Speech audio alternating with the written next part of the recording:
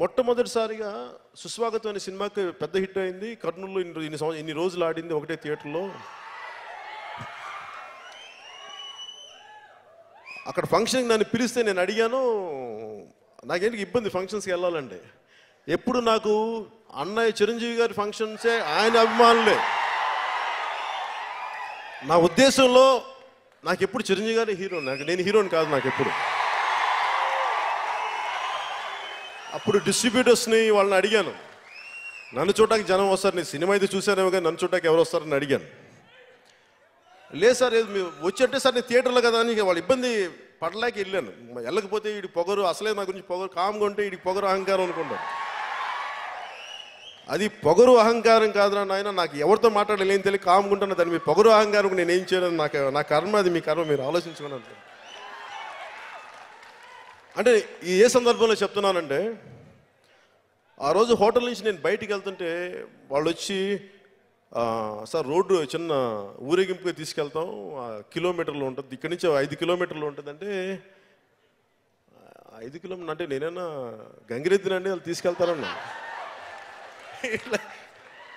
నాకు ఇబ్బందిగా ఉంటుంది సార్, నాకు తీసుకెళ్ళిపోయి నేను ఇలాగా నేను ఊహించుకోలేకపోతాను. అన్నయ్య గారు ఊహించుకోలేక, నేను అన్నగారు అయితే ఆ జనం ప్రేమ చూపిస్తుంటారో, ఆయన చెయ్యితే అందం ఉంటుంది, నేను ఇలా కూర్చొని చెయ్యితే ఏమందం ఉంటుంది సార్, చండాలంగా ఉంటుందని చెప్పాను. దయచేసి నన్ను బలిపశువుని చేసేయకండి, మీకు దండం పెడతానంటే వాళ్ళు నన్ను వదలలేదు.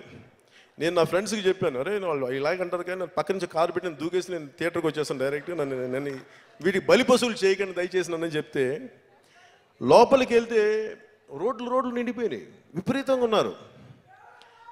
నాకు అప్పుడు అనిపించింది, చేతులు ఊపుతా ఉన్నారు, విపరీతమైన ప్రేమ చూపిస్తుంటే పక్కనున్న తిరుపతి ప్రసాద్ గారు అనుకుంటా డిస్ట్రిబ్యూటర్, ఆయన అంటున్నారు, అండ్ మీరు చేతులు ఊపించండి లేదంటే అందరూ బాధపడతారు, మీ పొగరు అనుకుంటారంటే. సార్ నాకు పొగరు కదా, లోపల భయం వేస్తుంది, నాకు అలా చూసి బిగుసుకుపోయాను.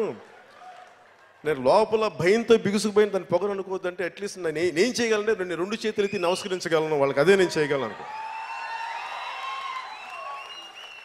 కానీ నాకు నా తండ్రి నేర్పించిన మాటలు గుర్తొచ్చినాయి. సృష్టిలో ఒకవైపు చూస్తే నేను ఒక్కని వైపు ఉన్నాను, అటు సైడ్ చూస్తే లక్షల మంది జనం ఉన్నారు, అంటే మొత్తం అంత జనం ఉన్నారు. కానీ నాకేమనిపించింది, నా తండ్రి మాటలు గుర్తొచ్చినాయి.